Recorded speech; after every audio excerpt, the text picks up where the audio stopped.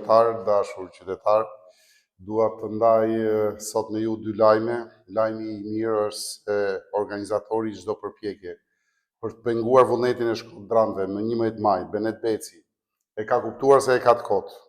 Nuk mundet dhe nuk do ta lejojnë. Lajmi i keq është se për Benetin Vesi dilka me shpirtin.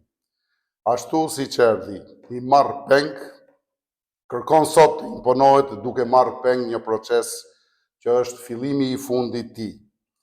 Benet, kjo është direkt për ty, bolmë. Hiq dorë se e ke bërë bashkinë si qerdhe partije.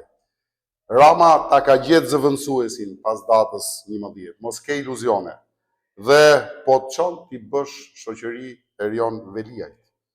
Presioni që po ushtron ndaj administratës shtetërore, por edhe direkt ndaj komisionerëve Partisë Demokratike, janë përpolitjet e një regjimi që po shembet. Ti dhe drejtori yt jeni tashmë të raportuar në misionet ndërkombëtare dhe do të kallëzoheni në SPAK për këtë krim zgjedhor. Sot mesazhi ynë është i qartë për çdo punonjës të ndershëm të këtij vendi.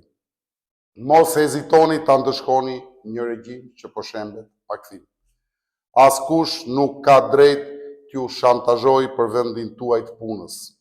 Dhe pas 11 majit, kjo sjellje nuk do të harrohet dhe as tolerohet. Ne nuk e kemi betejën në administratën. Përkundrazi, ne do t'i mbrojmë pa asnjë me dyshje. Ne do ndërtojmë një qeverisje dhe një shtet të së drejtës që i respekton dhe jo që i përdor. Jo vetëm kaq, Benet, ti ke ndryshuar qendrat e votimit 291, 292, 293, nga shkolla Ndremjeta për te godina e zyrës punës. Ke ndryshuar qendrat e votimit 279, 279 fraksion 1, 280, 281, nga shkolla e ndërtimit Kol Hidromeno tek shkolla speciale 3 dhjetori. Dhe për këtë ti nuk ke informuar qytetarët. Pra pasaj, ke qëllimet pastra për të lënë pa informacion votuesit e Partisë Demokratike. Të dielën Shkodra do të flasë me zërin e saj të fortë e do të jap fund pushtetit që kërcënon.